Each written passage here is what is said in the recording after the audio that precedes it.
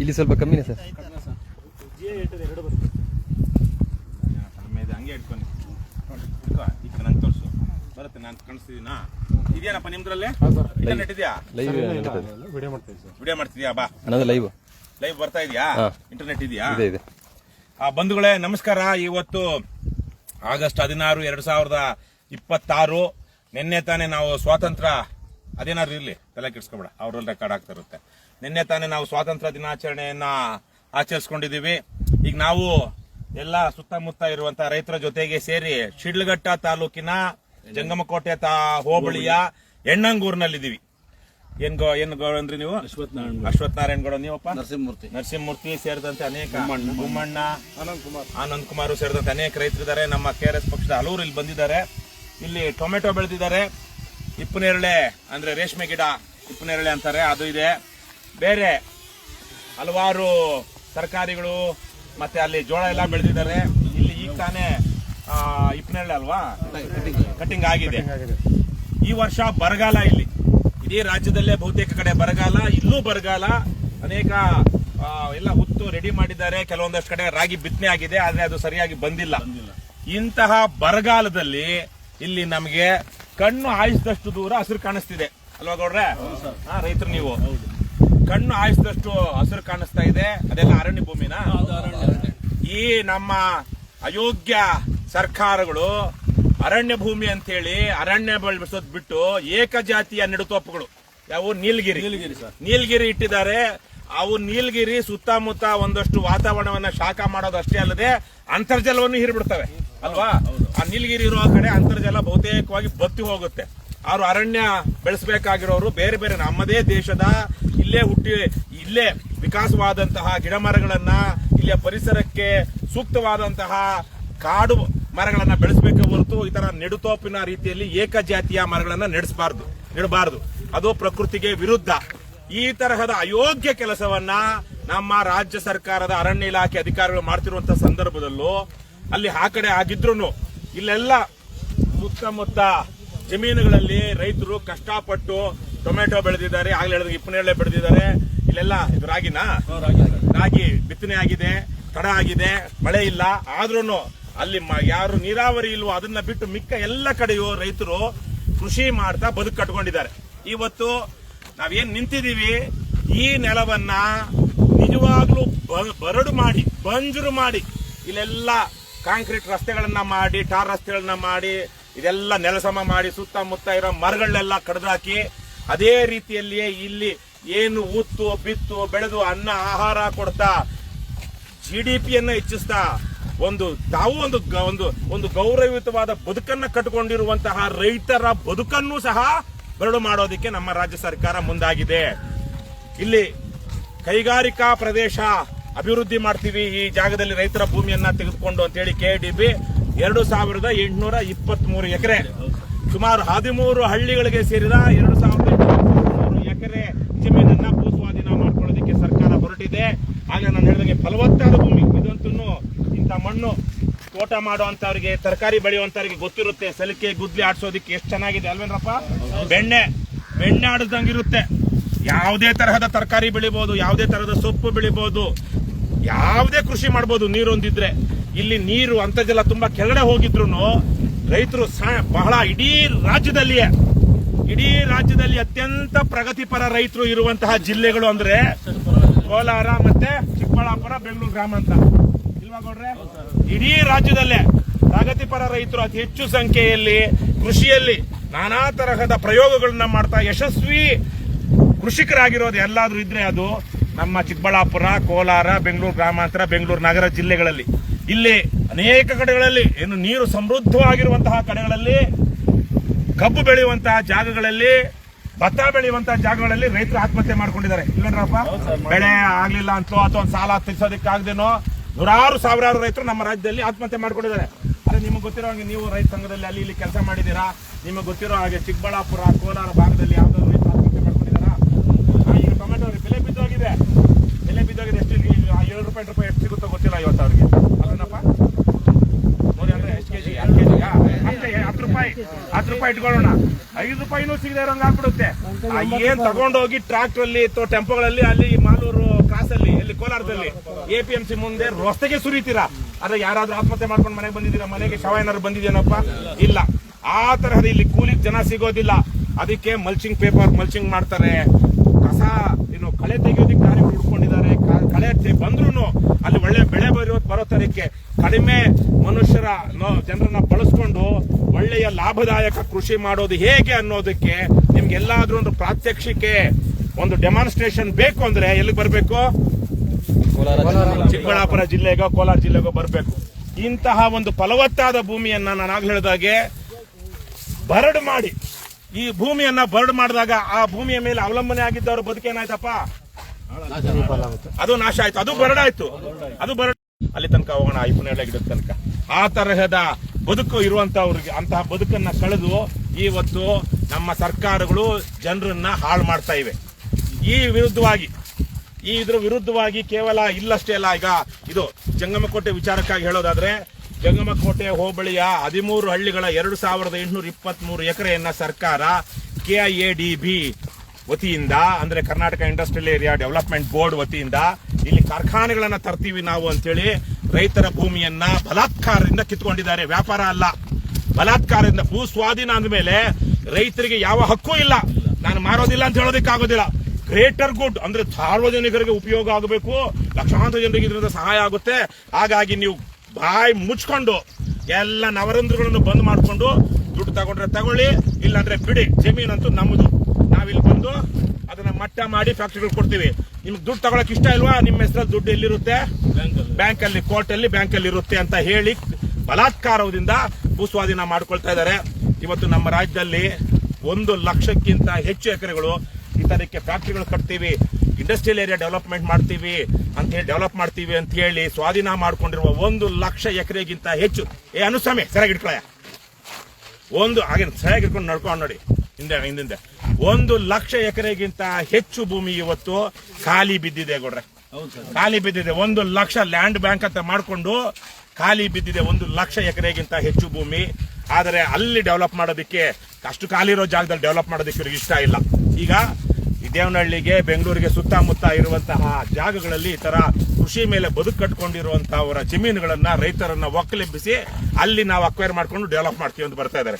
ಇನ್ ಯಾವ ಕಾಲಕ್ಕೂ ಇಲ್ಲಾಗೋದು ಆದ್ರೂ 30, 40, 50 ವರ್ಷ ಆಗಬಹುದು.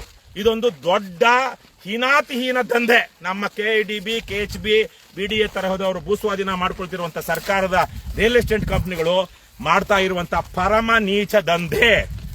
ಯಾವನು ಬೃಹತ್ ಕೈಗಾರಿಕಾ ಸಚಿವ ಆಗಿರ್ತಾನೆ, ಅವನು CM ಆಗಿರ್ತಾನೆ, ಅವನು ಅಥವಾ ಅಲ್ಲಿ KIDB ಅಲ್ಲಿ ಅಧಿಕಾರಿಗಳು ಯಾರಿರ್ತಾರೆ ಅವರು, ಇವರೆಲ್ಲ ಸೇರ್ಕೊಂಡು ಅಮೇಧ್ಯ ತಿನ್ನೋದಿಕ್ಕೆ ಮಾಡುವಂತಹ ಏಸಿಗೆ ಕೆಲಸ ಈ ಭೂಸ್ವಾಧೀನ ಅನ್ನುವಂತಹದ್ದು. ಇವತ್ತು ಅದ್ರ ವಿರುದ್ಧವಾಗಿ ಇಲ್ಲಿ ಜಂಗಮಕೋಟೆಯಲ್ಲಿ 13 ಹಳ್ಳಿಗಳ ಜನ ಕಳೆದ 160 ಆಯ್ತೇನಪ್ಪ, ಈಗ 158, 11ಕ್ಕೆ 150, ಇವತ್ತೆಷ್ಟು 16, 155 ಆಯ್ತು. ಇವತ್ತು 155 ದಿನಗಳಿಂದ, ಅಂದ್ರೆ 5 ತಿಂಗಳು ಮುಗಿದೋಯ್ತು. ಇದು 6ನೇ ತಿಂಗಳಿಗೆ ಕಾಲಿಟ್ಟಿದ್ದಾರೆ. 6 ತಿಂಗಳುಗಳಿಂದ ಎಲ್ಲಿ ಚಿಕ್ಕಬಳ್ಳಾಪುರದ ಜಿಲ್ಲಾಧಿಕಾರಿ ಕಚೇರಿ ಇಲ್ಲಿಗೆ 30 ಕಿಲೋಮೀಟರ್, 30 ಕಿಲೋಮೀಟರ್ ಇಲ್ಲಿಗೆ 30 ಕಿಲೋಮೀಟರ್ ಚಿಕ್ಕಬಳ್ಳಾಪುರದ ಜಿಲ್ಲಾಧಿಕಾರಿ ಕಚೇರಿ ಮುಂದೆ ರೈತರು ಧರಣಿ ಕೂತಿದ್ದಾರೆ. ಅವ್ರು ಒಂದಷ್ಟು ಜನ ಹಸುಗಳೆಲ್ಲ ಕಟ್ಕೊಂಡು ಅಲ್ವೇನ್ರಪ್ಪ, ಅದಕ್ಕೆ ಅಲ್ಲೇ ಹುಲ್ಲು ಹಾಕೊಂಡು ಅಲ್ಲೇ ಹಾಲು ಕರ್ಕೊಂಡು ರೈತರು ಧರಣಿ ಕೂತಿದ್ದಾರೆ. ಕಳೆದ ಈ ಕಡೆ ಬನ್ನಿ, ಅವ್ರ ಆ ಕಡೆ ಇರಿ, ನೀವು ಆ ಕಡೆ ಇರಪ್ಪ, ವಿಡಿಯೋ ಮಾಡೋರು ಆ ಕಡೆ ಇರಿ, ವಿಡಿಯೋ ಮಾಡೋರು ಆ ಕಡೆ ಹಸಿರಲ್ಲಿ ಕಳೆದ 155 ದಿನಗಳಿಂದ ಅಲ್ಲಿ ಧರಣಿ ಕೂತಿದ್ದಾರೆ. ಕೇವಲ ಇಲ್ಲಷ್ಟೇ ಅಲ್ಲ, ಈಗ ಬಿಡದಿ ಬೈರಮಂಗಲದಲ್ಲಿ ಅಲ್ಲಂತೂ ಇದಕ್ಕಿಂತ ಸಮೃದ್ಧವಾದ ಜಲಸಂಪತ್ತಲ್ಲಿ ಇಲ್ಲಿ ಬಹಳ ಕಡಿಮೆ ನೀರು ಸಿಗುತ್ತೆ. ಅದರಲ್ಲೂ ನೋಡಿ ಒಂಥರ ತೂಕ ಹಾಕ್ದಂಗೆ ನೀರು ಬಳಸ್ತಾರೆ ಇಲ್ಲಿ. ಅಲ್ಲಂತೂ ಸಾಕಷ್ಟು ಜಲಸಂಪತ್ತಿದೆ. 7,500 ಎಕರೆಯನ್ನ ಅಲ್ಲಿ ಇವತ್ತು ನಾಶ ಮಾಡಿ ಟೌನ್ಶಿಪ್ ಮಾಡೋದಕ್ಕೆ ಹೋಗಿದ್ದಾರೆ. ಸೇಮ್ ಇದೇ ತರಕ್ಕೆ ನಮ್ಮ ಆನೇಕಲ್ ತಾಲೂಕಿನ ಸರ್ಜಾಪುರ ಹೋಬಳಿನಲ್ಲಿ ಇದೇ ರೀತಿಯಲ್ಲಿರುವಂತಹ ನೆಲ, ಇದೇ ಮಣ್ಣು, ಇದೇ ತರಹದ ಹವಾಮಾನ, ಇದೇ ರೀತಿಯಲ್ಲಿ ಇಲ್ಲಿಗಿಂತ ಜಾಸ್ತಿ ಅಲ್ಲಿ ಏನಂತಾರೆ ಅವನ್ನ ಗ್ರೀನ್ ಹೌಸ್ ಮಾಡ್ಕೊಂಡು ಅಲ್ಲಿ ಹಂದೇನಹಳ್ಳಿ ಪಾಲಿ ಹೌಸ್, ಹಂದೇನಹಳ್ಳಿ ಅಂತ ಸುಮಾರು 50 ಜನರ ಮೇಲೆ ಮಾಡಿದಾರಂತೆ ಪಾಲಿ ಹೌಸ್ಗಳು. ಮೊನ್ನೆ ನಾವು ಅಲ್ಲಿ ಬೈಕ್ ಜೊತೆ ಮಾಡಿದ್ವಲ್ಲ, ಬಹಳ, ಯಾಕಂದ್ರೆ ಇದಕ್ಕಿಂತ ಸ್ವಲ್ಪ ಆರ್ಥಿಕವಾಗಿ ಚೆನ್ನಾಗಿರುವಂತ ರೈತರ ಅದು ಮಾಡೋದಕ್ಕಾಗೋದು. ಯಾಕೆಂದ್ರೆ ಅದಕ್ಕೆ ಸ್ವಲ್ಪ ಬಂಡವಾಳ ಹಾಕ್ಬೇಕಾಗುತ್ತೆ. ಸರ್ಕಾರ ಕೋಟಿ ರೂಪಾಯಿ ಅದಕ್ಕೆ ಸಬ್ಸಿಡಿ ಕೊಡ್ತಾ ಇದೆ. ಇವಾಗ ಅಲ್ಲೆಲ್ಲ ಅಲ್ಲೂ 2,000ಕ್ಕಿಂತ ಹೆಚ್ಚು ಎಕರೆ ಪ್ರದೇಶವನ್ನ ಇಲ್ಲಿ ಸರ್ಜಾಪುರ ಹೋಬಳಿನಲ್ಲಿ ಇದೇ ತರಕ್ಕೆ KDB ಅವರೇ ಸ್ವಿಫ್ಟ್ ಸಿಟಿ ಅಂತ ಹೇಳಿ ಅದನ್ನು ಕಾರ್ಖಾನೆಗಳಿಗೆ ಸ್ಪೆಷಲ್ ಕಾರ್ಖಾನೆಗಳಿಗೆ ನಾವು ಮಾಡ್ತೀವಿ ಅಂತ ಮಾಡ್ತಾ ಇದ್ದಾರೆ. ನಮ್ಮ ಆನೇಕಲ್ ತಾಲೂಕಲ್ಲಿ ಬಹುತೇಕವಾಗಿ ಜನರ ಹತ್ರ ಏನ್ ಜಮೀನಿತ್ತು ಅದು ಇವತ್ತು ಸರ್ಕಾರಕ್ಕೆ ಹಾಕ್ಬಿಟ್ಟಿದೆ. KHB 5,000 ಎಕರೆಗಳನ್ನ ಮಾಡಿದೆ, ಲೇಔಟ್ ಡೆವಲಪ್ ಮಾಡಿದೆ. ಅದರಲ್ಲಿ ಸುಮಾರು 10-15 ಸೈಟ್ಗಳು ಇವತ್ತು ಖಾಲಿ ಇದೆ ಸೂರ್ಯ ಸಿಟಿನಲ್ಲಿ. ನಮ್ಮ ಮನೆಯಿಂದ ನೋಡಿದ್ರೆ ಅಲ್ಲೆಲ್ಲ ಬರಡು ಭೂಮಿ. 15-20 ವರ್ಷಗಳಿಂದನೇ ಸೈಟ್ ಅಲಾಟ್ ಆಗಿದೆ, ಯಾವನು ಕಟ್ಟಿಲ್ಲ ಇಲ್ಲಿ ತನಕ. 10% ಜನ ಕಟ್ಟಿಲ್ಲ. ಇವಾಗ ಅಲ್ಲಿ ಹೋಗಿ ಇನ್ನೊಂದು 7,500 ಎಕರೆ, ಇದು 2ರಷ್ಟು ಜಮೀನನ್ನ ಎಲ್ಲಿ ತಗೊಳ್ತಾರಂತೆ, ಬಿಡದಿಲ್ ತಗೊಳ್ತಾರಂತೆ. ಇವಾಗ ಅದೇ ತರಕ್ಕೆ ಸರ್ಜಾಪುರ ಹೋಬಳಿಲಿ ರಾಜ್ಯಾದ್ಯಂತ ಈಗ ನಮ್ಮ ಊರಿನಲ್ಲೇ ನಮ್ದು ಬೊಮ್ಮಸಂದ್ರ ಇಂಡಸ್ಟ್ರಿಯಲ್ ಏರಿಯಾ ಕೇಳಿರ್ಬೋದು, ನಾರಾಯಣ ಹೃದಯ ಅವೆಲ್ಲ ಇದೆಯಲ್ಲ, ನಮ್ಮದೇ ನಮ್ಮ ತಾತ ಮುತ್ತಾತರ ಜಮೀನೆಲ್ಲ KDB ಹೋಗಿದೆ. ಆದ್ರೆ ಅಲ್ಲಿ 10-20 ವರ್ಷಗಳಿಂದ ಖಾಲಿ ಇವೆ, ಎಷ್ಟೋ ಫ್ಯಾಕ್ಟ್ರಿಗಳು ಕ್ಲೋಸ್ ಆಗಿ. ಅದನ್ನೆಲ್ಲ ಮಾಡ್ಬೋದಲ್ವಾ? ಅವರು ಖಾಲಿ ಬಿದ್ದಿರುವಂತ ಅವರು ರಿಯಲ್ ಎಸ್ಟೇಟ್ ಇಟ್ಕೊಂಡು ಕೂತಿದ್ದಾರೆ, ಯಾವೆಲ್ಲ ದುಡ್ಡು ಮಾಡ್ಕೊಂಡು ಹೋಗಿದ್ದಾರೆ. ಇವಾಗ ಫ್ಯಾಕ್ಟ್ರಿ ನಡೀತಾ ಇಲ್ಲ, ಆದ್ರೆ ಅದನ್ನ ಅವರು ಒಳ್ಳೆ ರೇಟ್ ಬರ್ಲಿ ಅಂತ ಕಾತ್ಕೊಂಡಿದ್ದಾರೆ. ಅಂತದೆಲ್ಲ 3 ವರ್ಷ ಪಡಿಸ್ಕೊಳ್ಬೋದ ಸರ್ಕಾರ? ಅದನ್ನ ಮಾಡೋದಿಲ್ಲ. ಈಗ ಎಲ್ಲಾ ಕಡೆಯೂ ಈ ತರ ಖಾಲಿ ಬಿಟ್ಕೊಂಡು ಹೊಸದಾಗಿ ಇಲ್ಲಿ ಬಂದಿದ್ದಾರೆ. ನಾನು ಪದೇ ಹೇಳ್ತಾ ಇದ್ದೀನಿ, ಇಲ್ಲಿ 3-4 ತರಹದ ಹಣದ ವ್ಯವಹಾರ ಇರೋದ್ರಿಂದಾಗಿ ಇಲ್ಲಿ ಭೂಮಿಯನ್ನ ಕಿತ್ಕೊಳ್ಳೋದಿಕ್ ಬಂದಿದ್ದಾರೆ. ಏನ್ ಹಣದ ವ್ಯವಹಾರ? ಇಲ್ಲಿ ಮೊದಲಿಗೆ ಜಮೀನನ್ನ ಭೂಸ್ವಾಧೀನ ಮಾಡ್ಕೊಂಡ ಮೇಲೆ ರೈತರಿಗೆ ಆ ಜಮೀನನ್ನ ಬೆಲೆ ಕೊಡಬೇಕು, ಮಾರುಕಟ್ಟೆ ಬೆಲೆ. ಅದು ಕೊಡೋದಿಲ್ಲ. ಅದ್ರ ಬದಲು ಅದಕ್ಕೆ ಏನಂತಾರೆ? ಪರಿಹಾರ ಅಂತಾರೆ. ಪರಿಹಾರ ಯಾವಾಗ? ನಷ್ಟಕ್ಕೊಳಗಾದಾಗ ಪರಿಹಾರ. ರೈತನಿಗೆ ಜಮೀನು ಕೊಡೋಕೆ ಇಷ್ಟ ಇಲ್ಲ, ಬಲವಂತವಾಗಿ ಕಿತ್ಕೊಳ್ತಾ ಇದ್ದೀರಿ. ಇದೆಂತ ಕಾನೂನು? ರೈತ ಕೊಡೋಂತ ರೈತ ಬೇಕಾದ್ರೆ ಯಾರಿಗಾದ್ರೂ ಕೊಡ್ಲಿ, ಪ್ರೈವೇಟ್ ಗಾದ್ರು ಕೊಡ್ಲಿ, ಗೌರ್ಮೆಂಟ್ ಗಾದ್ರು ಕೊಡ್ಲಿ. ಪ್ರೈವೇಟ್ ಅವ್ರು 2 ಎಕರೆ 2 ಕೋಟಿ ಕೇಳ್ತಾ ಇದ್ದಾರೆ ಜಮೀನು. ನಾವ್ 2 ಕೋಟಿ ಕೊಡ್ತೀವಿ ಬನ್ರಯ್ಯ ಅಂತೇಳಿ ಹರಾಜಲ್ಲಿ ತಗೊಳ್ಳಿ ಸರ್ಕಾರ. ಆದ್ರೆ ಅದು ಮಾಡೋದಿಲ್ಲ. ಬಾಯಿ ಮುಚ್ಕೊಂಡು ಅದರಲ್ಲಿ ಪರಿಹಾರ ಕೊಡೋದ್ರಲ್ಲಿ ಹೋಗ್ಲಿ ಏನೋ ನಮ್ಮ ಗೌಡ್ರು ಅವ್ರದೊಂದು 2 ಎಕರೆ ಇತ್ತು ಅಂದ್ಕೊಳ್ಳೋಣ. 2 ಎಕರೆ ಜಮೀನು ಭೂಸ್ವಾಧೀನ ಆಗಿದೆ. ಅದನ್ನ ತಗೊಳ್ಳೋದಿಕ್ಕೆ KDBಗೆ ಹೋದ್ರೆ ಅಲ್ಲಿ ಹಲ್ಕಾಗಳಿದ್ದಾರೆ, ಹಲ್ಕಾಗಳು, ಲೋಫರ್ಗಳು, ಲುಚ್ಚಾಗಳು KDBಯಲ್ಲಿ ಕೆಲಸ ಮಾಡ್ತಿದ್ದಾರೆ. ಅವರಿಗೆ ಲಂಚ ಕೊಡದೆ ಪರಿಹಾರದ ಹಣ ಬಿಡುಗಡೆ ಆಗ್ತಾ ಇಲ್ಲ. ಸತ್ಯ ಇದು. ಲಂಚ ಕೊಡದೆ ನಮ್ಮದೇ ಜಮೀನು ನಾವು ಕಳ್ಕೊಂಡಿದ್ದೀವಿ, ನಮ್ಮದಕ್ಕೆ ಪರಿಹಾರ ಸರ್ಕಾರ ಕೊಟ್ಟಿದೆ, ನಮ್ಮ ಪರಿಹಾರದ ಫೈಲ್ ಮೂವ್ ಮಾಡ್ರಯ್ಯ ಅಂದ್ರೆ ಲೋಫರ್ಗಳು ಬೇರೆ ಏನೇನೋ ಕೊಕ್ಕೆ ಹಾಕ್ತಾರೆ. ಅವ್ರನ್ನ ಕರ್ಕೊಂಡು ಬನ್ನಿ, ಇವ್ರನ್ನ ಕರ್ಕೊಂಡು ಬನ್ನಿ, ಇದು ನಿಮ್ದೇ ಜಮೀನು ಅಂತ ಸಾಬೀತು ಮಾಡಿ, ಜಮೀನ್ ತಗೊಳ್ಳೋವಾಗೆಲ್ಲ ಸಾಬೀತಾಗ್ಬಿಟ್ಟಿರುತ್ತೆ. ಆದ್ರೆ ಮಿಕ್ಕ ಹಾಗೆ ನಿಮ್ ಹೆಣ್ಮಕ್ಳಿದಾರ, ಅವ್ರಿಂದ ಎಲ್ಲಾ ತರಕ್ಕೂ ಕೇಳಬೇಕು, ಕೇಳಬಾರ್ದು ಅಂತಲ್ಲ. ಆದ್ರೆ ಎಲ್ಲಾ ಇದ್ರೂ ಇನ್ನೊಂದೇನೋ ಕೊಕ್ಕೆ ಇಟ್ಕೊಂಡು ಅವರಿಗೆ 2%, 3%, 5% ಲಂಚ ಕೊಟ್ರೆ ಮಾತ್ರ ನಿಮ್ ದುಡ್ಡು ರೈತರಿಗೆ ಕೊಡ್ತಾ ಇದಾರೆ. ಅಂತ ಹಲ್ಕಗಳು, ಲೋಫರ್ಗಳು, ಲುಚ್ಚಾಗಳು ನಮ್ಮ KDBಲಿ ಕೆಲಸ ಮಾಡ್ತಿರುವಂತದ್ದು.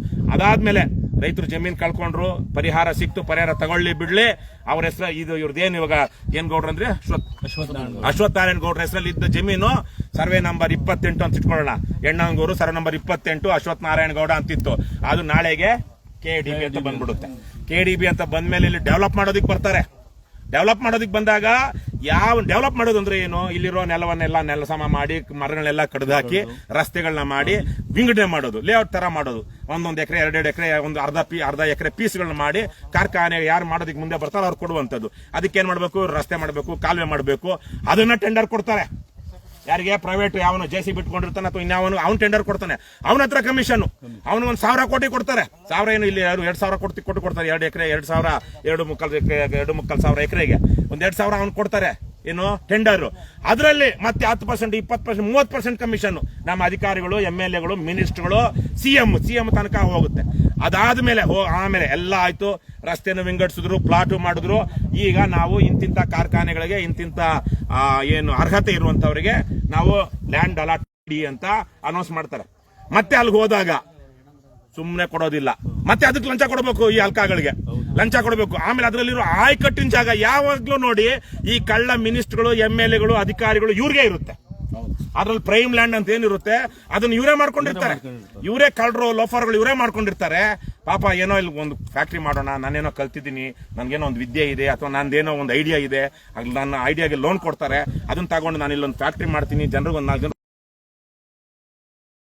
ಖಾಲಿ ಜಮೀನ್ ತಗೊಂಡು 2ನೇವನಿಗೋ 3ನೇವನಿಗೋ ಮಾರ್ಕೊಳ್ತಾನಲ್ಲ ಹಲ್ಕ ಎಸ್ಟೇಟ್, ರಿಯಲ್ ಎಸ್ಟೇಟ್, ಅವನಿಗೆ ಜಮೀನ್ ಅಲಾಟ್ ಮಾಡ್ತಾರೆ. ನಿಜವಾಗ್ಲೂ ಫ್ಯಾಕ್ಟ್ರಿ ಮಾಡ್ತೀನಿ ಅಂತ ಬರೋನ್ಗೆ ಏನ್ ಮಾಡ್ತಾರೆ? 3 ನಾಮ. ಇವಾಗೇನ್ ಶ್ರಾವಣ ಶನಿವಾರ ತಿರುಪತಿ ತಿಮ್ಮಪ್ಪ ನಾಮ ಹೇಳ್ಕೊಳ್ತಾರಲ್ಲ, ಆ ತರಕ್ಕೆ ನಾಮ ಹೇಳಿತಾರೆ. ಈ ರೀತಿಯಾಗಿ ಮೊದಲ ಆರಂಭದಿಂದ ಹಿಡಿದು ಕೊನೆ ತನಕನೂ ಇವರು ಮಾಡುವಂತದ್ದು ಹಲ್ಕ ಕೆಲಸಗಳು. ಈ ನಿಟ್ಟಿನಲ್ಲಿ ನಾವು ಬೆಡದಿನಲ್ಲೂ ಸಹ ಹೋರಾಟ ಮಾಡಿದೆ ಕರ್ನಾಟಕ ರಾಷ್ಟ್ರ ಸಮಿತಿ ಪಕ್ಷದ ವತಿಯಿಂದ. ಅಲ್ಲಿ ಇದರಲ್ಲೂ ಎಲ್ಲಿ ನಮ್ಮ ಸಜ್ಜಾಪುರ ಹೋಬಳಿಲಿ ಒಂದು ಬೈಕ್ ಜಾಥಾ ಮಾಡಿದ್ವಿ. ಈಗ ನಾಳೆಗೆ ಇಲ್ಲೊಂದು ಬೈಕ್ ಜಾಥಾ ಇಟ್ಕೊಂಡಿದ್ದೀವಿ. ನಮ್ಮ ಪಕ್ಷದ ವತಿಯಿಂದ 100 ಜನ ಬೇರೆ ಬೇರೆ ಕಡೆಯಿಂದ ಬರ್ತಾರೆ.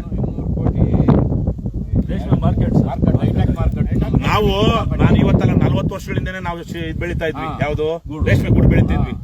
ಆವಾಗ ನಮಗೆಲ್ಲಾದ್ರೂ ಒಳ್ಳೆ ರೇಟ್ ಸಿಗೋ ಮಾರ್ಕೆಟ್ ಅಂದ್ರೆ ಯಾವ್ದದು? ಶಿಡ್ಲಘಟ್ಟ. ಇವತ್ತೆಲ್ಲ ನಮ್ಗೆ ರಾಮನಗರ ಹತ್ರ ಇತ್ತು, ಆನೆಗೆ ಬೊಮ್ಮಸಂದ್ರಕ್ಕೆ. ನಮ್ಗೆ ಬೆಂಗಳೂರಿಗೆ ಬಂದು ರಾಮನಗರ ಹತ್ರನೋ ಶಿಡ್ಲಘಟ್ಟ ಹತ್ರನೋ? ರಾಮನಗರ ಹತ್ರ. ಆದ್ರೆ ರಾಮನಗರಕ್ಕೆ ಹೋಗ್ತಾ ಇಲ್ಲ, ಶಿಡ್ಲಘಟ್ಟನೇ ಅವತ್ತು ಫೇಮಸ್.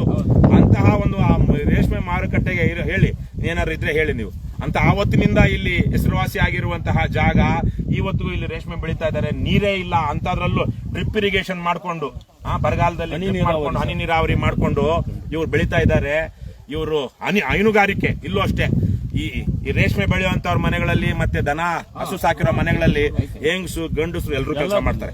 ಆಮೇಲೆ ಎಷ್ಟೋ ಮನೆಗಳಲ್ಲಿ ಬಹಳ ಜನಕ್ಕೆ ಗೊತ್ತಿರೋದಿಲ್ಲ, ಯಾರ ಮನೆಯಲ್ಲಿ ಹಾಲು ಕರಿತಿರ್ತಾರೋ ಅವ್ರ ಮನೆ ಹೆಣ್ಣು ಮಕ್ಕಳು ತವ್ರ ಮನೆಗೆ ಹೋಗೋದು ಅಪರೂಪ, ಮದುವೆಗಳಿಗೆ ಹೋಗೋದು ಅಪರೂಪ, ರಾತ್ರಿ ಹೋಗಿ ಎಲ್ಲೋ ಒಂದ್ ಕಡೆ ಉಳಿಯೋದು ಅಪರೂಪ. ತವ್ರ ಮನೆಗೆ ಹೋಗೋದಕ್ಕಾಗಲ್ಲ, ಯಾಕಂದ್ರೆ ಪ್ರತಿ ದಿವಸ ರಾತ್ರಿನೂ ಹಾಲು ಕರಿಬೇಕು, ಬೆಳಗ್ಗೆನೂ ಹಾಲು ಕರಿಬೇಕು, ಸಗಣಿ ಎತ್ತಾಕ್ಬೇಕು. ಇಷ್ಟೆಲ್ಲ ಕಷ್ಟಪಟ್ಕೊಂಡು ಮನೆ ಕಟ್ಟೋದಿಕ್ಕೆ ಹೆಣ್ಮಕ್ಳೆಲ್ಲ ಕೆಲಸ ಮಾಡ್ತಿರ್ತಾರೆ. ಆ ತರಕ್ಕೆ ದೇಶದ ಅಭಿವೃದ್ಧಿಗೆ ಸಹಾಯ ಮಾಡ್ತಿರ್ತಾರೆ. ಅಂತ ಹೈನುಗಾರಿಕೆ ಸಿಕ್ಕಾಪಟ್ಟೆ ಎಲ್ಲರ ಮನೆಗಳಲ್ಲೂ ಹಸುಗಳಿದೆಯಲ್ಲಪ್ಪ. ಆಮೇಲೆ ಇದು ಇಲ್ಲೇನು 2 ಲೀಟರ್ 3 ಲೀಟರ್ ಕರಿಯೋ ಹಸುಗಳೆಲ್ಲ. ನಮ್ಮಮ್ಮ ಇವತ್ತಲ್ಲ ನಮ್ಮ 30 ವರ್ಷದಿಂದ 40 ವರ್ಷದಿಂದ 10-11 ಲೀಟರ್ ಕರಿತಿದ್ವು ನಮ್ಮ ಹಸು. ಒಂದು ಹಾಲಿಗೆ ಇವತ್ತು ಬಹುಶಃ 1.5 ಲಕ್ಷ 2 ಲಕ್ಷ ಅಂತ ಹಸುಗಳು. ಒಳ್ಳೆ ಹಸು ಎಷ್ಟು ಇವಾಗ ರೇಟ್? 1.5 ಲಕ್ಷ ಅಂತ ಹಸುಗಳು ನಾವು ಕಟ್ಕೊಂಡಿದ್ವಿ. ಒಂದು ಹಸು ಹಾಲಲ್ಲಿ ನಮ್ಮಮ್ಮ ನನ್ನನ್ನು 4 ವರ್ಷ ಇಂಜಿನಿಯರಿಂಗ್ ಓದಿಸಿದ್ಲು. ಅಂತ ಆ ರೀತಿಯ ಉತ್ಪಾದನೆ ಮಾಡುವಂತಹ ಶ್ರಮಜೀವಿಗಳ ಏನು ಭೂಮಿ ಇದು. ಇಂತಹ ಭೂಮಿಯನ್ನ ತಗೊಂಡೋಗಿ ಇವಾಗ ಇವರು ಕಾರ್ಖಾನೆಗಳು ಮಾಡೋದಕ್ಕೆ ಕಾರ್ಖಾನೆಗಳು ಬೇಕು. ದೇಶದ ಅಭಿವೃದ್ಧಿಗೆ ಬೇರೆ ಬೇರೆ ತರಹದ ಏನು ತಂತ್ರಜ್ಞಾನಕ್ಕೆ ಕಾರ್ಖಾನೆಗಳು ಬೇಕು. ಆದ್ರೆ ಜಾಗ ಇಲ್ವಾ? 1,00,000 ಎಕರೆಗಿಂತ ಜಾಸ್ತಿ ಜಾಗ ಇವತ್ತು ಸರ್ಕಾರದಲ್ಲಿದೆ. ಇದೇ ಭೂಮಿಗಳಲ್ಲೇ ಮಾಡ್ಬೇಕು ಸರ್, ಅದು ಮಾಡಬೇಕು. ಫಲವತ್ತಾದ ಭೂಮಿಗಳಲ್ಲೂ ಇದೇ ತರಕ್ಕೆ ಅಕ್ವೈರ್ ಮಾಡ್ಕೊಂಡು ಇಟ್ಕೊಂಡಿದ್ದಾರೆ. ಅಲ್ಲಿ ಕಾರ್ಖಾನೆ ಮಾಡ್ತಾ ಇಲ್ಲ. ಅಲ್ಲಿ ಯಾಕಂದ್ರೆ ಡಿಮ್ಯಾಂಡ್ ಇಲ್ಲ ಅದಕ್ಕೆ. ಇಲ್ಲೇನಕ್ಕೆ ಡಿಮ್ಯಾಂಡು? ಇವ್ರಿಗೆ ಮಾಡೋದಕ್ಕೆ ಕೆಲಸ ಇಲ್ಲ. ಈ ಅಲ್ಕಾಗಳಿಗೆ, ಯಾರಿಗೆ KDB ಅವರಿಗೆ ಪ್ರತಿ ವರ್ಷ 1,500 ಎಕರೆ ಎಲ್ಲಾದ್ರೂ ಅಕ್ವೈರ್ ಮಾಡ್ತಾ ಇರ್ಬೇಕು. ಇಲ್ಲಾಂದ್ರೆ ಅವ್ರಿಗೆ ಹೆಂಗ್ ದುಡ್ಡು ಬರುತ್ತೆ? ಅವ್ರಿಗೆ ಸಂಬಳ ಸಾಕಾಗಲ್ಲ. ಅವ್ರಿಗೆ ಅಮೇತ್ಯನೇ ತಿನ್ಬೇಕು. ಅಮೇತ್ಯ ತಿಂದ್ರೇನೆ ಅವ್ರಿಗೆ ಅರ್ಗೋದು, ಅನ್ನ ತಿಂದ್ರೆ ಅರ್ಗೋದಿಲ್ಲ. ಹಾಗಾಗಿ ಎಷ್ಟೋ ಕಡೆಗಳಲ್ಲಿ ರಾಜ್ಯಾದ್ಯಂತ ಲಕ್ಷಾಂತರ ಎಕರೆಯನ್ನ ಇವತ್ತು ಸ್ವಾಧೀನ ಮಾಡ್ಕೊಂಡಿದ್ರು. ಪ್ರತಿ ವರ್ಷ ಇವರು ವರ್ಷಕ್ಕೆ ಇಷ್ಟಿಷ್ಟು ಅಂತ ಸ್ವಾಧೀನ ಮಾಡ್ಕೊಂಡ್ರೆ ಅವರು ಜೇಬ್ ತುಂಬೋದು. ಶಿಡ್ಲಘಟ್ಟದಲ್ಲಿ ಸರ್ಕಾರದಿಂದ 250 ಕೋಟಿ ವೆಚ್ಚದಲ್ಲಿ ರೇಷ್ಮೆ ಮಾರ್ಕೆಟ್ ಮಾಡ್ತಾ ಇದ್ದಾರೆ. ಈಗ ಹೈಟೆಕ್ ಮಾರ್ಕೆಟ್ ಮಾಡ್ತಾ ಇದ್ದಾರೆ. ಈಗ ಯಾರು ರೇಷ್ಮೆ ತಂದಾಕೋರು? ಯಾರು ಇಲ್ಲೆಲ್ಲ ಜಮೀನ್ ತಗೊಂಡ್ಮೇಲೆ ಈ ಲೇಔಟ್ ಅಲ್ಲಿ ನಮ್ದು ಈಗ KDB ಹೋಗ್ತದಿಲ್ಲ. ಇದರಲ್ಲಿ 600 ಎಕರೆ 27 ಇದೆ. 600 ಎಕರೆ ಎಷ್ಟು ಕ್ವಾಲಿಟಿ ಕೂಡ ನಮ್ಮ ಹೋಬಳಿದೆ. ಎಷ್ಟು ಕ್ವಾಲಿಟಿ ಶಿಡ್ಲಘಟ್ಟ ಮಾರ್ಕೆಟ್ ಇಲ್ಲೆಲ್ಲ ಬೈವಲ್ಟೇನ್ ಬೆಳೆಯೋರ ಅಥವಾ ಎಷ್ಟು ಕ್ವಾಲಿಟಿ ಕೂಡ ನಮ್ಮ ಏರಿಯಾದೆ ಹೋಗೋದು. ನಮ್ಮ ಮಾರ್ಕೆಟ್ ಅಲ್ಲಿ ಎಷ್ಟು ಕ್ವಾಲಿಟಿ ನಮ್ದೆ. ಈ ಜಮಕೋಟೆ ಹೋಬಳಿದೆ ಕೂಡು. ಹಿಂಗಿರೋ ಈಗ ಅದನ್ನ ಯಾಕೆ ಜನರ ದುಡ್ಡಲ್ಲಿ 250 ಕೋಟಿ ಮಾರ್ಕೆಟ್ ಕಟ್ತಾರೆ? ನಿಲ್ಸ್ಬಿಡೋದಕ್ಕೆ ಹೇಳ್ಬೇಕು. ಅದ್ರಲ್ಲೂ ದುಡ್ಡು ಮಾಡ್ಬೇಕು, ಅದನ್ನು ಖಾಲಿ ಬಿಡ್ಬೇಕು. ಅವ್ರ ಅಪ್ಪಂದಲ್ವಲ್ಲ ದುಡ್ಡು. ನಾವೆಲ್ಲ ಜನರು ತೆರಿಗೆ ಹಣದಲ್ಲಿ ಇನ್ನೊಂದಲ್ಲಿ ಕಟ್ತೀವಲ್ಲ. ಮಾರ್ಕೆಟ್ಗೆ 1/3 ಗೂಡು ನಮ್ಮ ಹೋಬಳಿದೆ ಹೋಗೋದು. 1/3 ಎಲ್ಲಾ ಸೇರಿ 2 ಭಾಗ ಹೋದ್ರೆ 1 ಭಾಗ ನಮ್ಮ ಜಮಕೋಟೆ ಹೋಬಳಿದೆ ಹೋಗುತ್ತದೆ. ಈಗ ರೇಷ್ಮೆ ಇಲಾಖೆಯವರು ಅಲ್ಲಿ 200-300 ಕೋಟಿ ಕೊಡ್ತಾ ಇರಲ್ಲ, ಡಾಕ್ಯುಮೆಂಟ್ಸ್ ಎಲ್ಲ ಕೊಟ್ಟಿದ್ರು ಸರ್. ಅಲ್ಲ, ಅವರು ರೇಷ್ಮೆ ಇಲಾಖೆಯವ್ರು ಏನಾದ್ರು ಇವ್ರಿಗೆ ಲೆಟರ್ ಬರ್ದಿದಾರಾ? ನಿಮ್ ಪರವಾಗಿ ಬರ್ದಿದಾರ? ಪರವಾಗಿಲ್ಲ, ಅವ್ರು ಸ್ವಲ್ಪ ಅನ್ನ ತಿನ್ನೋರು ಇದ್ದಂಗಿದ್ದಾರೆ. ಪರವಾಗಿಲ್ಲ. ಗುಡ್ ಕ್ವಾಲಿಟಿ ಕೂಡ ಬರ್ತಾ ಇದೆ. ನಮ್ದು ಈ ಭೂಮಿ ಅಕ್ಬರ್ ಮಾಡಬೇಡಂತೆ ಬರ್ದಿದ್ದಾರೆ. Very good. Sir highest rate ನಮ್ಮ ಹೋಬಳಿಯಿಂದಲೇ highest rate. Top good rate Jamakote ಹೋಬಳಿ. ಇಳುವರಿ ಹೆಂಗ್ ಬರುತ್ತೆ ಇಲ್ಲಿ? 100 ಗೂಡಿ ಎಷ್ಟು ಬರುತ್ತೆ? 100 ಕೆಜಿ ಬೇಕಾದ್ರೆ 100 ಗೂಡಿಗೆ 100 ಮೊಟ್ಟೆಗೆ ಎಷ್ಟು ಬರುತ್ತೆ? ಮೊಟ್ಟೆಗ 10 ಕೆಜಿ ಬರುತ್ತೆ ಸರ್. 100 DFLs ಗೆ 150, 140, 180 ತನಕ ಬೆಳೆದಿದೆ. ಎಷ್ಟು ಬರುತ್ತೆ? ಅಷ್ಟು ಕೆಜಿ ಚೆನ್ನಾಗಿ ಬರುತ್ತೆ. ಈಗ ಸರ್ ನಾವು ಮೊಟ್ಟೆ ಚಾಕಿ ಸೆಂಟರ್ ತರೋದು ಇದು 2 ಸಾವಿರ ತಗೊಂಬರ್ತೀವಿ. ಮೊಟ್ಟೆ ದುಡ್ಡು ಕೊಡೋದಲ್ಲ, ಅವ್ರು ಸ್ವಲ್ಪ ಹುಳು ಜಾಸ್ತಿ ಕೊಡ್ತಾರೆ. 50 ಮೊಟ್ಟೆ 60 ಮೊಟ್ಟೆ ಬೇಯಿಸೋದು 100 ಕೆಜಿ ಬೆಳಿತಾರೆ. ಸೊ ಎಂತ ಆಮೇಲೆ ಇದು ಹೈನುಗಾರಿಕೆ ಇದೆಯಾ? ಮನೆಗಳಲ್ಲೂ ಊರುಗಳಲ್ಲೂ ಡೈರಿ ಇದೆಯಾ? ಇವಾಗ ನಿಮ್ದು ಕೊಚ್ಚಿಮೆಲ್ಲ ಏನಂತಾರೆ? ನಿಮ್ದು ಚಿಕ್ಕಬಳ್ಳಾಪುರ ಅವರು BMC ಬಲ್ಕ್ ಚಿಲ್ಲಿಂಗ್ ಮೆಷಿನ್ ದಿವಸಕ್ಕೆ ಒಂದೇ ಸಲ ಇತ್ತು ಅದ್ರಲ್ಲಿ. 4,000 ಲೀಟರ್ ಯಾವ ಸಂಜೆಗೆ ಎತ್ತಾರ ಬೆಳಗ್ಗೆ ಎತ್ತಾರ ಬೆಳಗ್ಗೆ ಟೈಮ್ ಎರಡು ಕಡೆ 2 ಸಲ ಹೋಗುತ್ತಾ ಒಂದೇ ಸಲ ಒಂದೇ ಸಲ ಅದೇ ಟ್ರಾನ್ಸ್ಪೋರ್ಟೇಷನ್ ಇವಾಗ ಅದು ಚಿಲ್ಲಿಂಗ್ ಮೆಷಿನ್ ಬಂದಿರೋದನ್ನ ಒಂದೇ ಸಲ ಹೋಗುತ್ತೆ. ಸೊ ಅವರು ಡೈರಿ ಅವ್ರು ಏನಾದ್ರು ಚಿಮುಲ್ ಅವರು ಇಲ್ಲಿ ಇಂಥ ಜಾಗದಲ್ಲಿ ಇಷ್ಟು 1,000 ಲೀಟರ್ಗಳು ಅಷ್ಟೊಂದು ಲಕ್ಷ ಲೀಟರ್ಗಳು ನಮಗೆ ಇಲ್ಲಿನ ರೈತರು ಆಗ್ತಾ ಇದ್ದಾರೆ.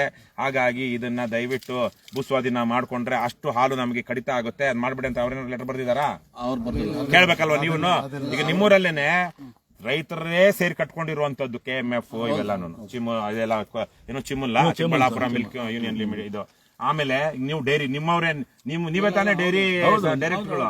ಹಾಗಾಗಿ ಇವತ್ತಿನ ಎಲ್ಲ ಹಳ್ಳಿಗಳಲ್ಲಿ ಇವತ್ತಿನ ಒಂದು ಟರ್ವ್ ಮಾಡಿಸಿ ನಾಳೆಗ ನಾಡಿದ್ದಕ್ಕೆ ಒಂದು ಮೀಟಿಂಗ್ ಕರೆದು ಇಲ್ಲಿ ನಮ್ಮ ಗ್ರಾಮದಲ್ಲಿ ನಾವು ಇಷ್ಟು ದಿವಸ ಇಷ್ಟು ಲೀಟರ್ ಹಾಕ್ತಾ ಇದೀವಿ, ಈಗ ನಮ್ಮ ಜಮೀನುಗಳನ್ನೇನಾದ್ರೂ ಸ್ವಾಧೀನ ಮಾಡ್ಕೊಂಡ್ರೆ ನಮಗೆ ಜೀವನೋಪಾಯ ಹೋಗುತ್ತೆ, ನಾವು ಈ ಡೈರಿಯನ್ನ ಮುಚ್ಚಬೇಕಾಗುತ್ತೆ. ಯಾಕಂದ್ರೆ ಹಾಲು ಹಾಕೋರೆ ಇರೋದಿಲ್ಲ, ಹಾಲು ಹಾಕೋದಿಕ್ ಬೇಕಾಗಿರೋದೇನು ದನಗಳಿಗೆ ಏನ್ ಬೇಕು ಮೇವು ಬೇಕು, ಮೇವಿಗೆ ಜಮೀನೇ ಇರೋದಿಲ್ಲ. ಹಾಗಾಗಿ ನಮ್ಮ ಇಷ್ಟೆಲ್ಲ ನಮ್ಮ ಹೋಬಳಿಯ ಇಷ್ಟು ಹಳ್ಳಿಗಳಲ್ಲಿ ಇವು ಡೈರಿಗಳನ್ನ ಹಾಲು ಉತ್ಪಾದಕ ಸಂಘಗಳೇನಿದೆ ಅದನ್ನ ಮುಚ್ಚಬೇಕಾಗುತ್ತೆ ದಯವಿಟ್ಟು. ಹಾಗಾಗಿ ಈ ಭೂಸ್ವಾಧೀನವನ್ನ ಇದನ್ನ ಏನಿದೆ ಅದನ್ನ ಕೈ ಬಿಡಿ ಅಂತೇಳಿ ನೀವು ಪ್ರತಿಯೊಬ್ರು ಡೈರಿ ಅವರು ಒಂದು ಲೆಟರ್ ಬರೀರಿ. ಆ ಚಿಮುಲ್ ಡೈರೆಕ್ಟರ್ಗಳು ಹೇಳಿ ಚಿಮುಲ್ ಅಲ್ಲೂ ಒಂದು ತರ ಹೇಗೆ ರೇಷ್ಮೆ ಇಲಾಖೆ ಅವ್ರು ಕೊಟ್ಟು ಕಳ್ಸಿದಾರಲ್ವಾ, ಅದೇ ತರ ಈಗ ಆ ರೇಷ್ಮೆ ಅಲ್ಲಿ ಮಾರ್ಕೆಟ್ ಯಾರಿದ್ರೆ ಇರುತ್ತೆ? ರೇಷ್ಮೆ ಬೆಳೆಗಾರಿದ್ರೆ ಮಾತ್ರ ಇರುತ್ತಲ್ವಾ. ಅದೇ ತರಕ್ಕೆ ಈಗ ಚಿಮುಲ್ ಡೈರಿ ಆಗ್ಲಿ ಬೆಂಗಳೂರಿಗೆ ಹಾಲು ಆಗ್ಲಿ ಯಾರಿದ್ರೆ ಇರುತ್ತೆ? ಹಾಲು ಹಾಕೋರಿದ್ರೆ ಮಾತ್ರ ಆಗುತ್ತಲ್ಲ. ಹಾಗಾಗಿ ನೀವು ಸಂಘದವರು ಏನು ಪ್ರತಿಯೊಂದು ಎಷ್ಟು ಹಾಲು ಉತ್ಪಾದಕರ ಸಂಘ ಇದೆಯೋ ಈ ಹೋಬಳಿನಲ್ಲಿ ಜಮೀನು ಹೋಗ್ತಿರೋಂಥವ್ರಲ್ಲಿ ಪ್ರತಿಯೊಬ್ರು ಒಂದು ಸ್ಪೆಷಲ್ ಮೀಟಿಂಗ್ ಕರೆದು ಒಂದು ಸಂಘದಲ್ಲಿ ಒಂದು ಟರಾವ್ ಮಾಡಿಸಿಟ್ಟು ಮಾಡಿ ಗೊತ್ತಲ್ವಾ ನಿಮ್ಗೆ?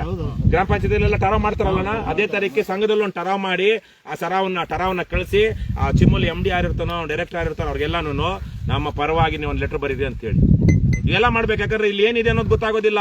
ಈ ಕಳ್ಳರಿಗೆ ಜಮೀನು ಈಗ DK ಶಿವಕುಮಾರ್ ತರದವ್ರಿಗೆ ಯಾವ್ದಾದ್ರು ಜಮೀನು ನೋಡಿದ ತಕ್ಷಣ ಅಥವಾ ಲಾಲ್ಬಾಗ್ ಅಲ್ಲಿರೋ ಬಂಡೆ ನೋಡಿದ ತಕ್ಷಣ ಏನನ್ಸುತ್ತೆ, ಎಷ್ಟು ಕೋಟಿ ಗ್ರಾನೈಟ್ ಇರ್ಬೋದು ಇಲ್ಲಿ ಎಷ್ಟು ಕೋಟಿ ರಿಯಲ್ ಎಸ್ಟೇಟ್ ಸೈಟ್ ಮಾಡ್ಬೋದು ಅಂತವರೇ ಇರೋದು ಇವತ್ತು ನಮ್ಮ ರಾಜ್ಯದಲ್ಲಿ ಅಧಿಕಾರಿಗಳು ರಾಜಕಾರಣಿಗಳು.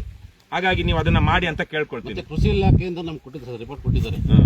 ತುಂಬಾ ನಂಬರ್ 1 ಭೂಮಿ ಇದು, ಕೃಷಿ ಆಧಾರಿತ ಭೂಮಿ ಅಂತ ಅವರು ಕೊಟ್ಟಿದ್ದಾರೆ. Very good. ನಾವು ತಗೊಂಡಾಗೆಲ್ಲ ಬದಲಿಸಿದ್ದೀವಿ ಸರ್, ಕೋರ್ಟ್ ಕೊಟ್ಟಿದ್ದೀವಿ.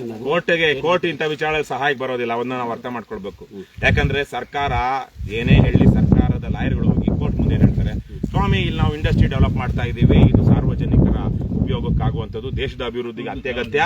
ಹಾಗಾಗಿ ಮತ್ತೆ ಕಾನೂನಲ್ಲೂ ನಾವು ಬರ್ಕೊಂಡ್ಬಿಟ್ಟಿದೀವಿ, ಈ ಸ್ವಾಧೀನವನ್ನ ಪ್ರಶ್ನೆ ಮಾಡೋದಿಕ್ಕೆ ಅದಕ್ಕೆ ಯಾರಿಗೂ ಅಧಿಕಾರ ಇಲ್ಲ ಅಂತ ಹೇಳಿ ಟೆಕ್ನಿಕಲಿ ನಾವೇನೋ ಕೆಲವೊಂದು ರೂಲ್ಸ್ ರೆಗ್ಯುಲೇಷನ್ಸ್ ಫಾಲೋ ಮಾಡಿಲ್ಲ ಅಂದ್ರೆ ಮಾತ್ರ ನೀವು ನಮಗೆ ಅಡ್ಡ ಹಾಕ್ಬೋದೇ ಹೊರತು ನಾವೆಲ್ಲ ಪ್ರೊಸೀಜರ್ ಪ್ರಕಾರ ಬಂದಿದ್ರೆ ನೀನು ಕೋರ್ಟ್ ಜಡ್ಜ್ ಆಗಿರ್ಲಿ ಜಡ್ಜ್ ತಾತನೇ ಆಗಿರ್ಲಿ ನಿಮಗೆ ಇದನ್ನ ರದ್ದು ಮಾಡುವ ಹಕ್ಕಿಲ್ಲ ಅಂತ ಕಾನೂನು ಬರ್ಕೊಂಡ್ಬಿಟ್ಟಿದ್ದಾರೆ. ಅದನ್ನ ಮಾಡಿಲ್ಲ ಅಂದ್ರೆ ಕೇಳಿ. ಆದ್ರೆ ಅವೆಲ್ಲ ಮಾಡಿದ್ರೆ ಕೋರ್ಟ್ಗೆ ನಿಮಗೆ ಈ ಭೂಸ್ವಾಧೀನವನ್ನ ರದ್ದು ಮಾಡಿಸೋದಿಕ್ಕೆ ಅಧಿಕಾರ ಇಲ್ಲ ಅಂತೇಳಿ ಎಲ್ಲ MLAಗಳು MP ಗಳು ಕಾನೂನು ಬರ್ಕೊಂಡ್ಬಿಟ್ಟಿದ್ದಾರೆ, ಜಡ್ಜ್ಗಳು ಬರ್ಕೊಂಡ್ಬಿಟ್ಟಿದ್ದಾರೆ. ಜಡ್ಜ್ಗಳು ಅದ್ರ ವಿರುದ್ಧ ಹೋಗಕ್ಕಾಗಲ್ಲ. ಅದಕ್ಕೇನೆ ಭೂಸ್ವಾಧೀನ ಆದಂತಹ ಸಂದರ್ಭದಲ್ಲಿ ಕೋರ್ಟ್ಗಳು ರೈತರ ಪರವಾಗಿ ನಿಲ್ಲಕ್ ಆಗ್ತಾ ಇಲ್ಲ. ಪರಿಹಾರ ಬೇಕಾದ್ರೆ ಸ್ವಲ್ಪ ಜಾಸ್ತಿ ಕೇಳಬಹುದು, ಕಡಿಮೆ ಇದೆ ಅಲ್ಲ ಅಲ್ಲಿ ಗವರ್ಮೆಂಟ್ ಕಡೆ ನಮ್ ಕಡೆ ಇಲ್ಲ, ಕೋರ್ಟ್ ಗೌರ್ಮೆಂಟ್ ಕಡೆ ಇಲ್ಲ, ಕೋರ್ಟ್ ಕಾನೂನಿನ ಕಡೆ ಇದೆ. ಕಾನೂನು ಬರ್ಕೊಂಡಿರೋರು ಯಾರು? ಗೌರ್ಮೆಂಟ್ ಅವರು. ಕಾನೂನು ಏನಿದೆ ಅಷ್ಟೇ ಕೋರ್ಟ್ ಹೇಳೋದು. ಏನೋ ಸ್ವಲ್ಪ ತುಂಬಾ ತಪ್ಪಾಗಿದೆ ಅಂದ್ರೆ ಸ್ವಲ್ಪ ಮಧ್ಯದಲ್ಲಿ ಬರಬಹುದೇ ಹೊರತು ಕಾನೂನು ನಮ್ಮ ಲಾ ಇದೇನಿದೆ ಕಾಯ್ದೆ ಹೇಳದಂಗೆ ತೀರ್ಪು ಕೊಡ್ಬೇಕು ಯಾರು? ಕೋರ್ಟು. ಹಾಗಾಗಿ ಕೋರ್ಟ್ ಇಂಥ ವಿಚಾರಣೆಗೆ ಕೋರ್ಟ್ ಏನೇನು ಸಹಾಯಕ್ಕೆ ರೈತರಿಗೆಲ್ಲ ಜನರ ಸಹಾಯಕ್ಕೆ ಬರದೇ ಇರೋ ಹಂಗೆ ಕೈ ಕಟ್ಟ ಹಾಕ್ಬಿಟ್ಟಿದ್ದಾರೆ. ಇವಾಗ ಅದಕ್ಕೆ ಇಲ್ಲಿರುವಂತ ಇಂಥ ಸಂದರ್ಭದಲ್ಲಿ ಇರುವಂತದ್ದು ಒಂದೇ ಒಂದು ದಾರಿ ಏನ್ ಹೇಳಿ, ಹೋರಾಟ, ಜನರ ಹೋರಾಟ. ಜನ ತಿರುಗಿ ಬಿದ್ದು ನಿರಂತರವಾಗಿ ಹೋರಾಟ. ಇಲ್ಲೇ ನಿಮ್ ಪಕ್ಕದ ಚನ್ನರಾಯಪಟ್ಟಣ ನಮ್ಮ ಅವ್ರದೇ ಜಮೀನೆಲ್ಲ ಹೋಗಿತ್ತು, ಏನೋ ವೆಂಕಟೇಶ್ ಮೂರ್ತಿ ಅಂತ ಬೆಂಗಳೂರು ನಮ್ಮ ಅಧ್ಯಕ್ಷರಾಗಿದ್ರು ಗ್ರಾಮಾಂತರ ಜಿಲ್ಲೆಗೆ. ಅವ್ರ ಊರಲ್ಲೆಲ್ಲ ಇವರೆಲ್ಲ ಸೇರಿ ಅವರೆಲ್ಲ ಹೋರಾಟ ಆರಂಭದಲ್ಲಿ ಇದೆ. ಇಲ್ಲಿ ಬಂದಿದ್ದೆಲ್ಲ ಗಾಡಿ, ಇದೇ ಗಾಡಿ ಏನೋ ಬಂದಿದ್ದು ಅಲ್ವೇನಪ್ಪ ವೆಂಕಟೇಶ್ ಮೂರ್ತಿ? ಒಂದು ವಾರ ಇತ್ತು. ಆ ಹೋರಾಟ ಆರಂಭ ಮಾಡಿದಾಗ ನಾನು ಅವರೆಷ್ಟು 3 ವರ್ಷ ನಿರಂತರವಾಗಿ ಕೂತ್ಕೊಂಡು ನ್ಯಾಯ ದಕ್ಕಿಸ್ಕೊಂಡ್ರು. ಕಡೆಗೆ ಭೂಮಿ ಬಿಡಂಗಾಯ್ತು. ಈಗ ನಿಮಗೂ ಇರೋದಷ್ಟೇ. ಅದಕ್ಕೆ ನಿಮಗೆ ಒಂದಷ್ಟು ಶಕ್ತಿ ತುಂಬೋಣ, ಒಂದು ಸ್ಥೈರ್ಯ ತುಂಬೋಣ. ಮತ್ತೆ ಇದು ಸುದೀರ್ಘವಾದ ಹೋರಾಟ. ಎಲ್ಲಿ ತನಕ ನಮಗೆ ಓಟ್ಗೆ ಡ್ಯಾಮೇಜ್ ಆಗುತ್ತೆ, ನಮ್ಮ ವಿರುದ್ಧ ಜನ ತಿರುಗಿ ಬೀಳ್ತಾರೆ, ನಮಗೆ ಎಲೆಕ್ಷನ್ ಅಲ್ಲಿ ಗೆಲ್ಲೋದಿಕ್ಕೆ ಕಷ್ಟ ಆಗುತ್ತೆ ಅಂತ ಸರ್ಕಾರಗಳು ಅನ್ಸಲ್ವೋ ಅಲ್ಲಿ ತನಕ ಅವರು ಬಿಡೋದಿಲ್ಲ. ಆ ಮಧ್ಯದಲ್ಲೇ ಏನಾದ್ರೂ ಸ್ವಲ್ಪ ನೀವು ತಣ್ಣಗಾಯ್ತು ಅಂದ್ರೆ ಪೂರ್ತಿ ಎಲ್ಲ ಮಾಡ್ಕೊಂಡ್ಬಿಡ್ತಾರೆ. ಆಮೇಲೆ ನಿಮ್ಗೆ ಏನ್ ಯಾವ ಕೋರ್ಟ್ಗೆ ಹೋದ್ರು ನಿಮಗೆ ನ್ಯಾಯನೇ ಸಿಗಲ್ಲ. ಹಾಗಾಗಿ ಇವತ್ತು ನೀವು ಈ ಹೋರಾಟವನ್ನ ತೀವ್ರ ಮಾಡಬೇಕು, ಪ್ರತಿಭಟನೆಗಳು ಮಾಡಬೇಕು, ಕೇಸುಗಳು ಹಾಕ್ಸ್ಕೊಳ್ಬೇಕು, ಉಪವಾಸ ಕೂತ್ಕೊಳ್ಬೇಕು, ಬಾಯ್ ಬಡ್ಕೊಳ್ಬೇಕು, ಶಾಂತಿಯುತವಾಗಿ ಕಾನೂನಾತ್ಮಕವಾಗಿ ಅಹಿಂಸಾತ್ಮಕವಾಗಿ ಏನೆಲ್ಲ ಹೋರಾಟ ಮಾಡಬಹುದು. ತಲೆ ಕೆಳಗಡೆ ಹಾಕಿ ಕಾಲ್ ಮೇಲೆ ಏನಾದ್ರು ಇದೆ ಅದನ್ನು ಮಾಡಬೇಕು. ಯಾವ್ದೇ ಆಸ್ತಿ ಪಾಸ್ತಿಗೆ ನಷ್ಟ ಮಾಡಿದಿರಾ, ನೀವು ರಸ್ತೆ ತಡೆ ಮಾಡ್ತೀರಿ, ಅದಕ್ಕೆಲ್ಲ ಮಾಡಿ ರಾಜ್ಯದ ಜನರ ಗಮನ ಸೆಳೆಯೋಂಗ್ ಆಗ್ಬೇಕು. ಈಗ ನಾವು ಇದಾದ್ರೂ ಸ್ವಲ್ಪ ಮೇಲೆ ಇದೀವಿ, ಸ್ವಲ್ಪ ನೆಲಮಟ್ಟದಲ್ಲಿ ಇದೀವಿ. ನಾನು ಅಲ್ಲಿ ಹೋದಾಗ ಫಸ್ಟ್ ಟೈಮ್ ಇಲ್ಲಿಗೆ ಬಿಡದಿಗೆ ಅಲ್ಲೊಂದು ಇದ್ರ ಮೇಲೆ ಕರ್ಕೊಂಡು ಹೋದ್ರು, ಟ್ಯಾಂಕ್ ಮೇಲೆ ಕರ್ಕೊಂಡು ಹೋಗಿ ನಾವು ಈ ತರ ವಿಡಿಯೋ ಮಾಡಿದ್ಮೇಲೆ ರಾಜ್ಯದ ಲಕ್ಷಾಂತರ ಜನ ಗೊತ್ತಾಗಿದ್ದು ಬಿಡದಿನಲ್ಲಿ ಎಂತ ಭೂಮಿ ಇದೆ ಅಂತ. ಆ ರೀತಿ ಇವತ್ತು ಅದರಿಂದ ಬೇರೆ ಬೇರೆ ನಾವು ಹೋದ್ಮೇಲೆ ಬಿಜೆಪಿ ಅವ್ರು ಬಂದಿದ್ದು ನಮ್ದೆಲ್ಲ ನೋಡಿ, ಆಮೇಲೆ JDS ಅವರು ಬಂದಿದ್ದು, ಇವತ್ತೆಲ್ಲ ಹೋರಾಟ ಮಾಡ್ತಿದ್ದಾರೆ. 7 ಲಕ್ಷ 3 ಲಕ್ಷ ತೆಂಗಿನ ಮರಗಳೇ ಇದೆ. ತೆಂಗಿನ ಮರಗಳ ಇನ್ನೊಂದು ಅಡಿಕೆ ಮರಗಳು ಎಷ್ಟು ಲಕ್ಷ ಇರುತ್ತೆ. ಒಂದು ತೆಂಗಿನ ಮರದ ಜಾಗದಲ್ಲಿ ಸುತ್ತ ಹಾಕುವ ಅಷ್ಟು ವಿಸ್ತೀರ್ಣದಲ್ಲಿ 10-20 ಅಡಿಕೆ ಮರಗಳು ಹಾಕ್ತಾರೆ. ಹಾಗಾಗಿ ಲಕ್ಷಾಂತರ ಅಡಿಕೆ ಮರಗಳು ಅಲ್ಲಿ ಅಡಿಕೆ ತೋಟಗಳಿದೆ. ನಮ್ಮ ದಕ್ಷಿಣ ಕರ್ನಾಟಕ ಈ ಭಾಗದಲ್ಲಿ, ಮೈಸೂರು ರಾಜ್ಯದಲ್ಲಿ ಈ ಭಾಗದಲ್ಲಿ ಎಲ್ಲಿದೆ ಅಡಿಕೆ ಮರಗಳ ತೋಟಗಳು ಅಲ್ಲಿದೆ. ಯಾಕಂದ್ರೆ ಅಷ್ಟು ಫಲವತ್ತಾಗಿ ಅಷ್ಟು ಜಲ ಸಮೃದ್ಧಿನೂ ಇದೆ ಅಲ್ಲಿ. ಹಾಗಾಗಿ ಇವತ್ತು ನಾನೆಲ್ಲ ರೈತರ ಪರವಾಗಿ ಕೇಳ್ತಿರೋದೇನಂದ್ರೆ, ಏನರಪ್ಪ ನೀವೆಲ್ಲನೂ ನಾಳೆ ಬೈಕ್ ಜಾಥಾ ಇದೆ, ಆಮೇಲೆ ಒಂದೇ ದಿವಸದಲ್ಲಿ ಆಗಲ್ಲ, ನಾಳೆ ಏನೋ ಆಗ್ಬಿಡುತ್ತೆ ಅನ್ಕೋಬೇಡಿ. ಇದೊಂದು ಹೋರಾಟದ ಮಜಲು, ಒಂದು ಹಂತ, ಒಂದು ಘಟ್ಟ. ಅದಾದ್ಮೇಲೆ ಈಗ ಪ್ರತಿ ದಿವಸ ಅದನ್ನ ಒಂದೊಂದು ಹಂತಕ್ಕೆ ಮೇಲೆ ತಗೊಂಡು ಹೋಗ್ತಾ ಇರಬೇಕು. ಬೇರೆ ಬೇರೆ ಕಡೆಯಿಂದ ಜನ ಬರ್ತಾರೆ, ಬೇರೆ ಬೇರೆ ಹೋರಾಟಗಾರರು ಬರ್ತಾರೆ, ಬೇರೆ ಬೇರೆ ಸಂಘ ಸಂಸ್ಥೆಗಳು. ನಾವು ಹೋದ್ಮೇಲೆ ನಮ್ಮ SR ಹಿರೇಮಠರವರೆಲ್ಲ ನಾಳಿದ್ದು 25ನೇ ತಾರೀಕಿಗೆ ದೊಡ್ಡ ಹೋರಾಟ ಇಟ್ಕೊಂಡಿದ್ದಾರೆ. ಎಲ್ಲಿ? ಫ್ರೀಡಂ ಪಾರ್ಕ್ ಅಲ್ಲಿ. ಈ ತಾರೀಕು ಅವರೆಲ್ಲ ಆವಾಗಲೇ ಎಲ್ರಿಗೂ ಗೊತ್ತಾಗಿತ್ತು. ನಾನು ಒಂದಷ್ಟು ಜನರ ಜೊತೆ ಮಾತಾಡಿದೆ. ಅಲ್ಲೆಲ್ಲ ಒಂದಷ್ಟು ಬೇರೆ ಬೇರೆಯವರ ಸಂಘಟನೆ ಎಲ್ಲ ಈಗ ಹೋಗಿ ಅವರೆಲ್ಲ ಒಂದಷ್ಟು ಸಂದರ್ಭದಲ್ಲಿ ಕಾಂಗ್ರೆಸ್ ಪರ ಇದ್ದಂತ ರೈತ ಸಂಘಟನೆಗಳು, ಹೋರಾಟಗಾರರೆಲ್ಲ ಇವಾಗ ಅಲ್ಲಿ ಕಾಂಗ್ರೆಸ್ ಪಕ್ಷದ ವಿರುದ್ಧ ಮಾತಾಡ್ತಿದ್ದಾರೆ. ಜನಕ್ಕೆ ಗೊತ್ತಾಗಬೇಕಲ್ವಾ? ನಾವು ಇದ್ರ ಮೂಲಕ, ಯಾವ ಮಾಧ್ಯಮದವರು ಬರೋದಿಲ್ಲ ಎಷ್ಟೋ ಸಂದರ್ಭದಲ್ಲಿ, ಆದ್ರೆ ಇದ್ರ ಮೂಲಕ ನಾವು ಜನರಿಗೆ ತೋರಿಸ್ತಾ ಇದೀವಿ. ಲಕ್ಷಾಂತರ ಜನರಿಗೆ ಇವತ್ತು ಇಂತಹ ಒಂದು ಪರಿಸ್ಥಿತಿ ಚಿಕ್ಕಬಳ್ಳಾಪುರ ಜಿಲ್ಲೆಯ ಶಿಡ್ಲಘಟ್ಟ ತಾಲೂಕಿನ ಜಂಗಮಕೋಟೆ ಹೋಬಳಿಯಲ್ಲಿ ಇದೆ ಅನ್ನೋದನ್ನ, ಅದರಿಂದ ನಿಮ್ಗೊಂದಷ್ಟು ಪ್ರಚಾರ ಸಿಗುತ್ತೆ, ಜನರಿಗೆ ಗೊತ್ತಾಗುತ್ತೆ, ಶಕ್ತಿ ಬರುತ್ತೆ. ಅದನ್ನ ಸದ್ಬಳಕೆ ಮಾಡಿಕೊಂಡು ಹೋರಾಟವನ್ನು ಮುಂದುವರಿಸಿ ನಾವು ನಿಮ್ ಜೊತೆಗೆ ಇರ್ತೀವಿ.